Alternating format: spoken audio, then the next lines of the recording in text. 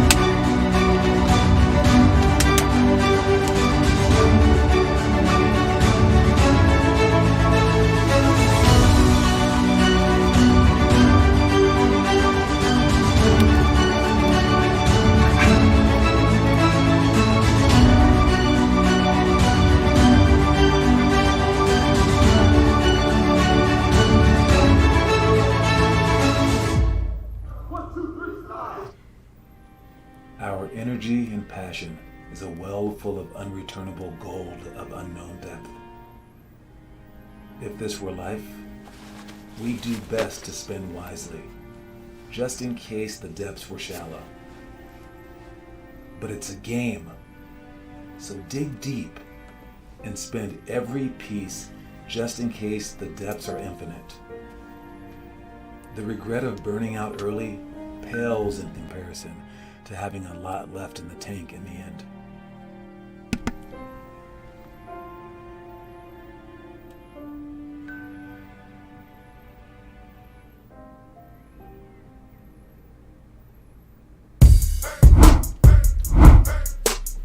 What up? What's up? What up, y'all? Hey, Limitless Hoops at it again, as always. And we're here with, we got Kieran and Declan and Connor Rush, as always. First ones to show up.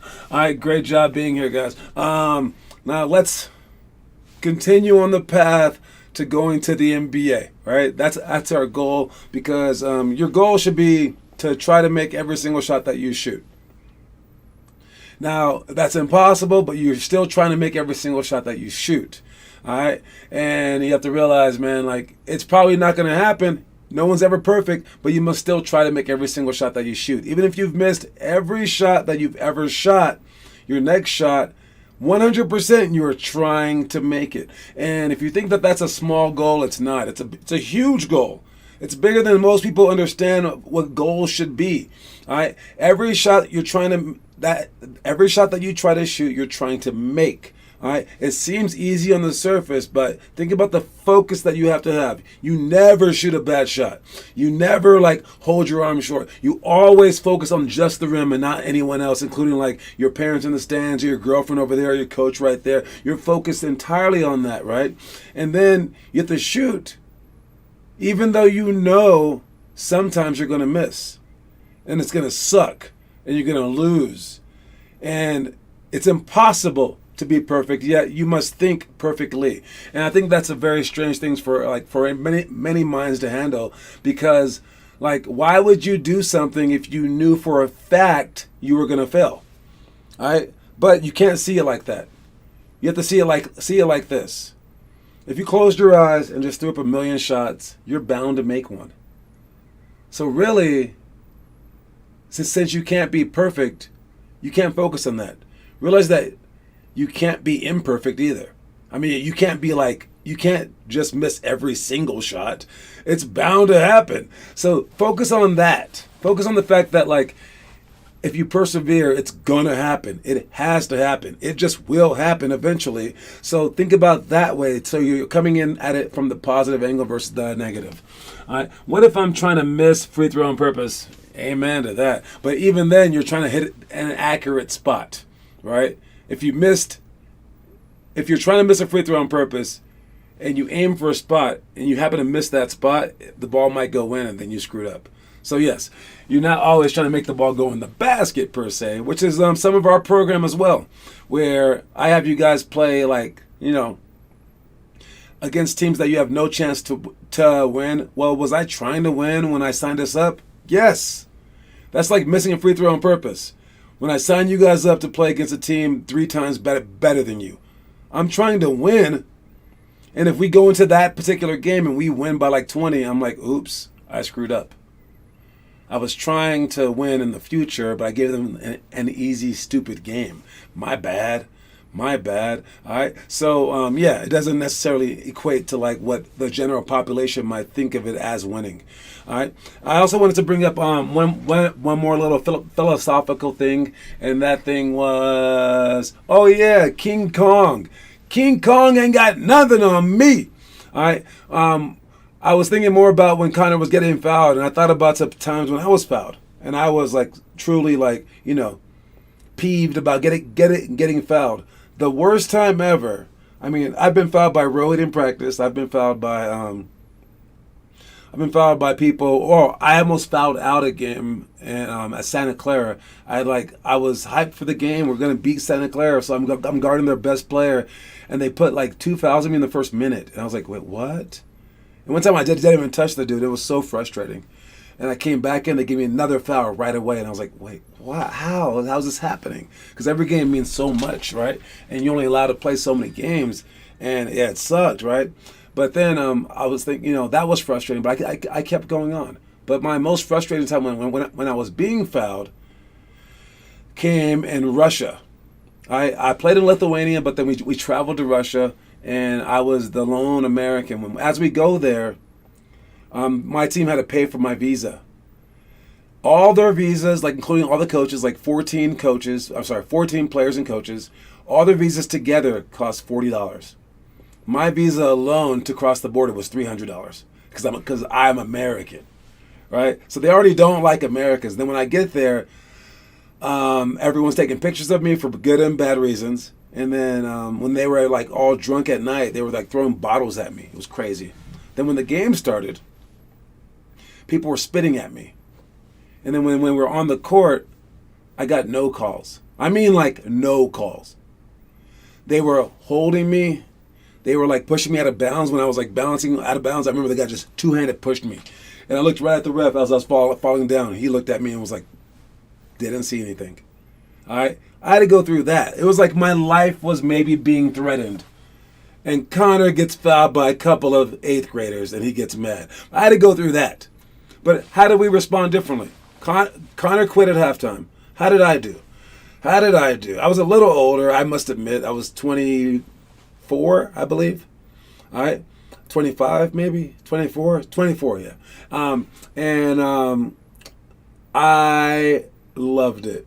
But I'm a crazy person, dude. I was like, I told you guys this one before. I was being held back 2 arms, and I was like flexing. I was like, Rah! I was like growling. I felt like King Kong, I swear to God. I was like, this is the best thing in the world. I was like thinking, of course you have to do this.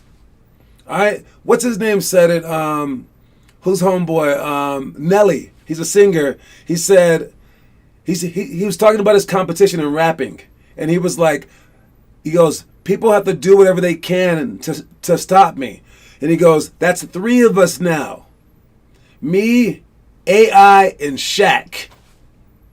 He goes, like, basically, you can't stop me. You can only hope to contain me, and you must foul me. That's how amazing I am. All right? He turned into a cockiness. And, like, the only way that they could stop Allen Iverson was just to foul him. They were like, dude, this guy's way too good. Shaq, they were like, I don't know, tackle him? And there's this other movie, A Knight's Tale. I believe it's in our category of movies. And this guy's like doing the little like I always forget the name of this sport, but where they're on the horse and they have the little sword thingy and they're running and they try to knock the other person off. I honestly don't remember that sport. The javelin? No, what is that sport called? Whatever that sport's called. They were like, how would you beat this dude? Because he's just beating everyone. And they were like, how would you beat him? And this guy goes, with a bat while he's sleeping. That's the only way to beat this guy, is to basically just cheat. And that's when you know that you're good and you should feel special about it. You shouldn't feel like wronged. You should feel like you're amazing. Like, dude, you have to do this to stop me. That's that's what I tell people in the adult league when they foul me a lot. I'm like, listen, man, if I was you, I would foul me too. Because there's no way you can beat me legitimately. You have zero chance to play me regular and beat me. And you know it. I know it. The ref knows it. Your girl knows it. And it is what it is. Because literally, I would have fouled the crap out of Shaq. Maybe AI too. Not Nelly. I can out-rap Nelly any day of the week. Anyway, what are we talking about today? We got, oh man. Okay, so I guess there's another hypothetical. I'm going to throw this one at you guys too. I really want your answer for this one, okay? Let me know what you think. This is a deep question, huge question, okay? So Kyrie's now looking at maybe going to the Lakers. I think he's just bluffing. I hope he's just bluffing. Because that would mean that we have freaking Russell Westbrook, who I love Russell Westbrook. I just hate him when he's on my team because he's nonsense. We have AD. I appreciate him helping us win a championship. We wouldn't have won without him. But he's trash and he's like glass. And then we would have freaking Kyrie. I'm like, you might as well give us Ben Simmons too, because this is ridiculous. We have the most annoying people in all of basketball on the same team.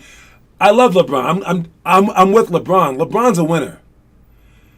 Just like my man KD's a winner, honestly, even though he's like annoying too. But these guys, Kyrie, Ben Simmons, Anthony Davis, Russell Westbrook, I honestly think that none of them are winners. And the only reason why a couple of them won was because they had LeBron James. I mean, like, so I'm posing this question to you guys. What is the best all-time lineup? So you can include Jerry West, even though he won one championship. The best all-time lineup. And you can have every player in their prime. You can add Charles Barkley maybe. I don't know. What is the best all-time lineup that you could put together of 5 guys that would still lose a championship? Think about when they had like Kawhi Leonard and Paul George on the same team, and then boom, couldn't win. They had James Harden, Kyrie, and KD on the same team, couldn't win. But that's just 3 guys. Could you add 5 superstars to a team and still not win? Is that possible? Because I think if it is possible, you have to use Kyrie Irving in this, because he may not show up. Ben Simmons won't shoot a shot. You get James Harden out there just doing random things. Russell Westbrook, and then you add Anthony Davis at center. And then maybe like prime Dwight Howard. Not older Dwight Howard, because he can actually win. Prime Dwight Howard, who wants to shoot every time. And you're like, can you just rebound and play defense, dude? Come on. And like Charles Barkley never won, but was it his fault when he went to the Houston Rockets after they won a couple of championships and he couldn't win. Him and Pippen were on the same team. What 5 people? Prime Carmelo and Kobe? So that doesn't count for Kobe. You can't include Kobe because Kobe won. But definitely Carmelo. All right. But because you would expect Kobe to maybe like back up a step like he did when he had Shaq. But yeah, that's decent too. What's up? Noah Masseth. So yeah, that would be a bad team to be a part of. And it kind of goes with our story of the day. So I'm going to segue right into that. And then we'll get to our trivia question right after this. Watch it. Swallow your pride and just win. No referee has ever changed their call simply because they were yelled at. If anything, that only increases their resentment towards you and your team. Players miss shots, coaches make imperfect decisions, and referees miss calls. And frankly, you should only expect the refs to be as good as the players playing. Alright, I love that last line. You should only expect the refs to be as good as the players playing. I mean, seriously, like, how good do you want high school referees to be for like $20 an hour? They have to sit there and get yelled at. And then you want them to be like extremely good? You want like the best referees in the whole world to be like, you know who I want to coach or who I want to ref? I want to ref second grade Derek Valdez. That's who I want to do that for a living. And then I'm going to try so hard at refereeing. I'm going to go to camps and pay for them. I'm going to like watch myself and study myself on game film just to ref Connor Rush. You know Connor Rush, that 10th grader over there in Westminster, that guy. Yeah, you think that's what's happening? You think that they're dedicating their lives as many hours as those like freaking like doctors are doing? No, these guys are like average. Okay? And then when you get into college, even then they aren't professional. Then even when you get to the pros, their job is not to ref a game perfectly. Their job is to entertain people. They have to keep LeBron on the court. They can't foul Curry out. They just can't. The league would lose money. It is what it is. All right? It's about entertainment. So at every level, the refs are like, they're kind of torn. Either they have no time to become that great, or if they become better, they would leave your level. They're not going to be at some adult league with John Sanders on Sunday nights at Sport Access. Nah, man, that's not where the good refs are. You guys are getting the worst refs. and quite frankly, the refs are probably thinking, man, we're the good players. So with that said, why would you argue? They messed up.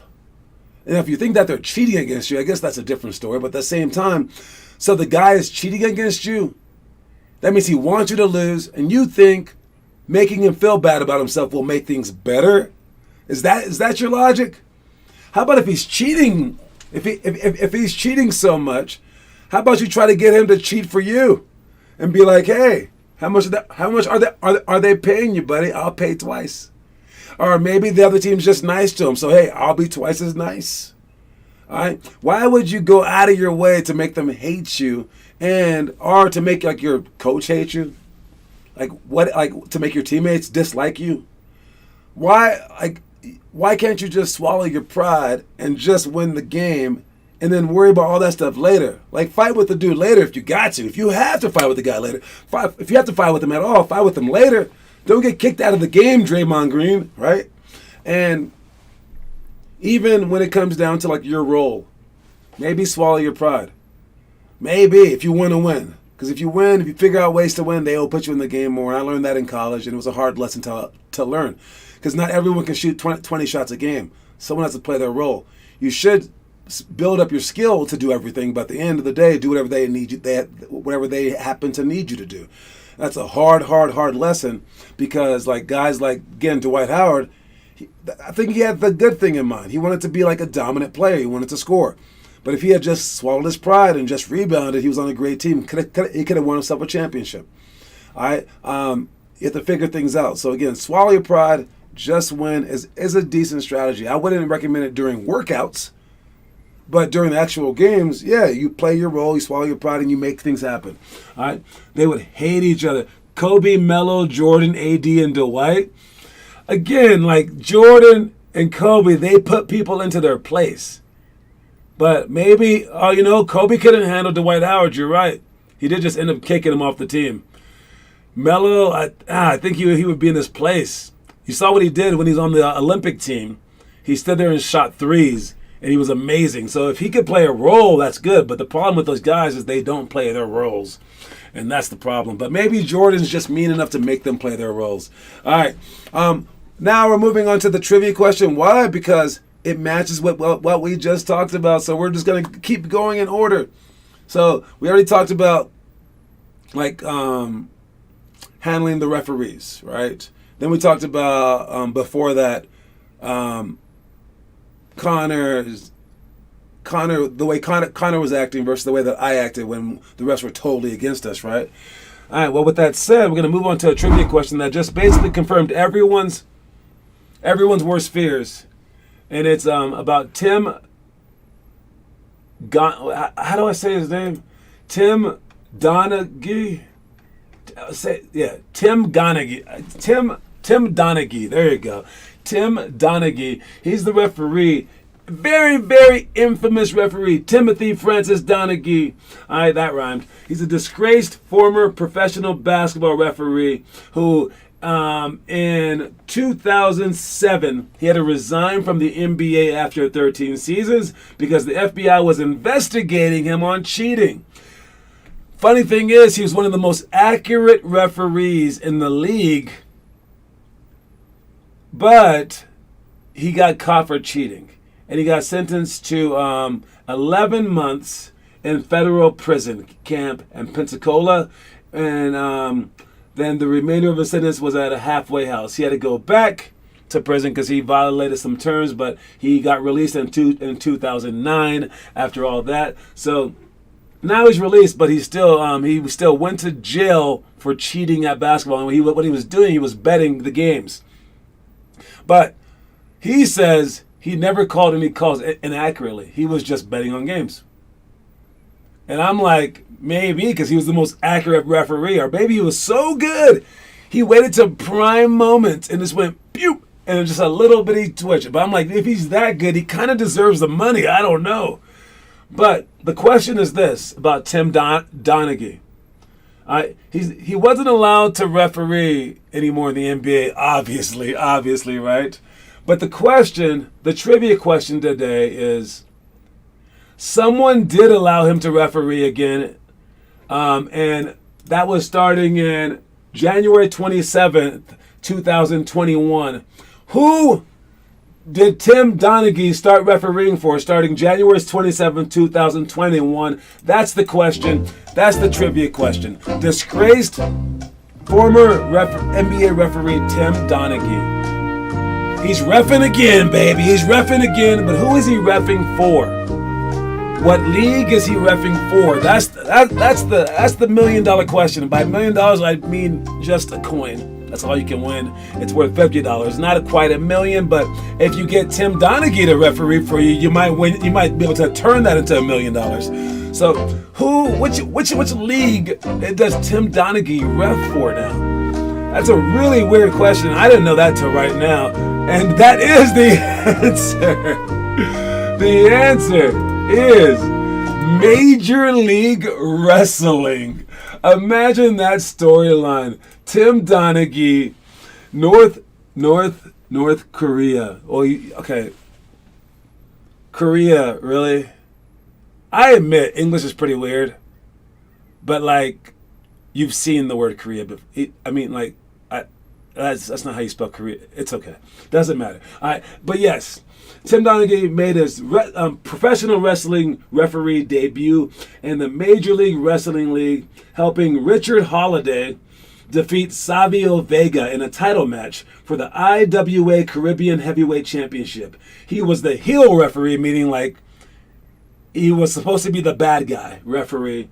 He was the heel referee gimmick with numerous references to his gambling scandal intertwined in the storyline. So basically, it's like a big fake wrestling thing, and he got to play the bad guy on purpose, which is hilarious, and I got to give him credit for that. That is awesome. But that just reminds me of this. Like, okay, great job, Kieran. You got the point. Let me add that point real quick to Kieran. So you're now at 7, leading the way. All right, and it's so weird because he went to federal prison for like 9 months for this. First, basketball's a game. Okay, first, one. We know that. It's a game, correct? It's a game. We know this. Now, gambling on that game, or refereeing the game, however you call it, who cares? Does it really, really matter?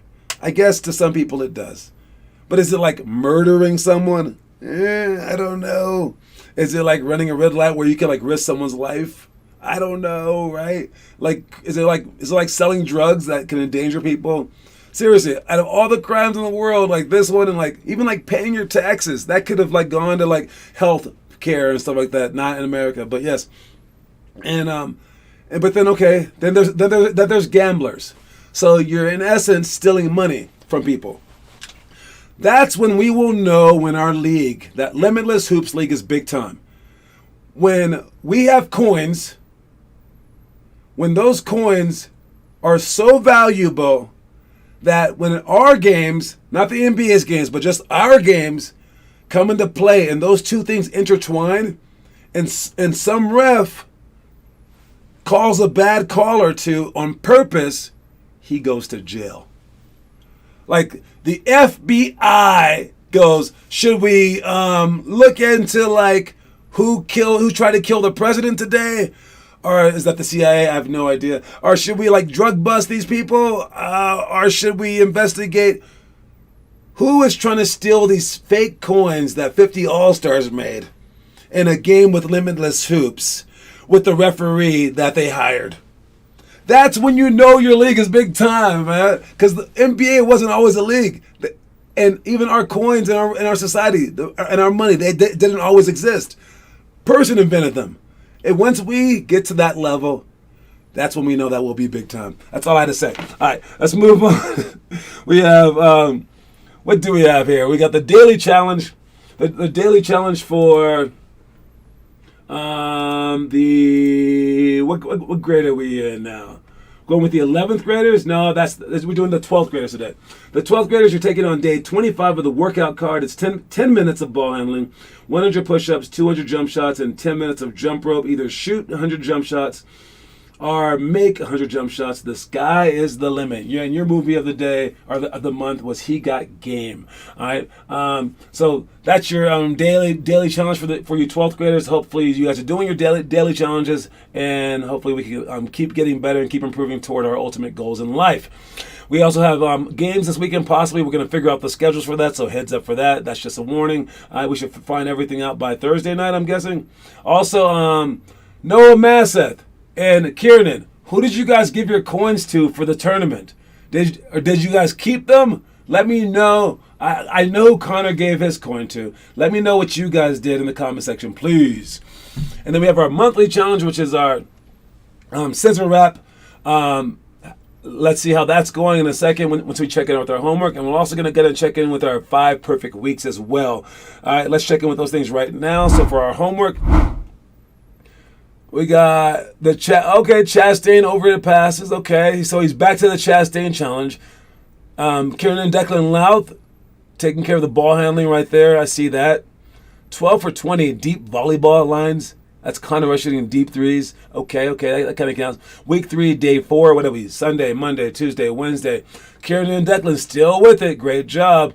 On-count quick dribbles coming up here. Noah taking care of future things. Great job, Noah. I see all you guys working. Fantastic. Kieran picked Jarek, and I picked Derek. So Jarek and Derek got the coins. Congratulations, Jarek and Derek. Thank you very, very much. Noah definitely kept his. Oh yeah, Noah's such a cheater. But no, he said they gave it to Jarek and Derek. All right, that's nice. I like it. Let's see. What else do we have here? We did our story. We did that. Check our picture of the day.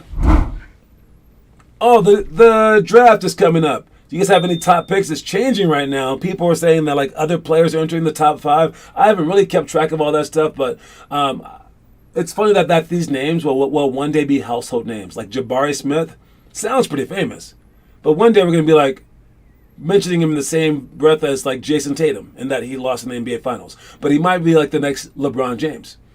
He might be like even better than all those players. We don't even know. Is Chet Holmgren gonna be the one? And I'm wearing my Larry Bird jersey today. Larry Bird was drafted a year before he came to the league. He stayed one extra year in college, but he was drafted right before that. And the story just came out with the Indiana Pacers. the wife of the owner back then. She's 90 years old, and she said that was like one of the worst moments of her life because she saw Larry Bird play, and she was so impressed by him, and so was her husband. And then they went to the board of directors for the Indiana Pacers, and they were like, "We have to get Larry Bird with our third draft pick." And the board of directors said no, even though Larry Bird was an Indiana product. He was doing amazing. The board of directors, none of them played basketball a day in their life. One of them used to play tennis. And the board said no. And then with the sixth pick, the Boston Celtics chose Larry Bird in 1978. He didn't come till the next year, but man, the Pacers really missed that one, right? They wanted him, and the owners couldn't get him because the board of directors said no. So weird. And even the other four teams that didn't pick Larry Bird had to feel kind of dumb, even if it was a year before. Everyone knew how great he was. So strange. Anyways, let's finish up with our quote of the day. What is that about? Never, never, never give up. I told the story about Stubbs during our camp a few weeks ago. Right, the guy that was hanging on. He had to hang on for like 10 minutes and then for hours, and then, all his friends died and all that kind of stuff. Yo, never, never, never give up. All right? You have to realize that there's going to be a point in time where you're going to reach that silver lining. You're going to reach that light at the end of the tunnel. You're going to make it through this. All right? Whenever I'm in serious pain, I just slowly count to 10. And I make it so slow that it might take like 10 minutes to count to 10. And I actually just, like, if I'm in pain and I have to withstand something, I will count one count every time that the pain is too much to handle. And I'll just put my fingers up. And I can withstand a lot. And whether it's like the mental pain, physical pain, whatever kind of stuff, you have to get through it. But it starts with never giving up. You can't give up. Being a person who gives up on themselves or other people or whatever is just the worst type of person. That's why, like, the Kyrie everything makes me so mad, and like the Ben Simmons people. I don't even want those guys to win, even if they're on my team. So, like, you guys, don't be that kind of person. You can't be that kind of person. You only get so many chances in life. And if you're the person that gave up, that's the biggest regret that you could ever make, is that I didn't even try. I could have just stood up and just gone, but I didn't try. You don't want to be that person. So never, never, never give up. That's my time. I will talk to y'all soon. I think that's all that I had to mention. Yeah, definitely was. I'll see anyone who's coming to workouts tonight. And again, 6:30 for everything from now on. 6:30 to 8 for everything from now on. I'm hyped. All right, peace, you guys.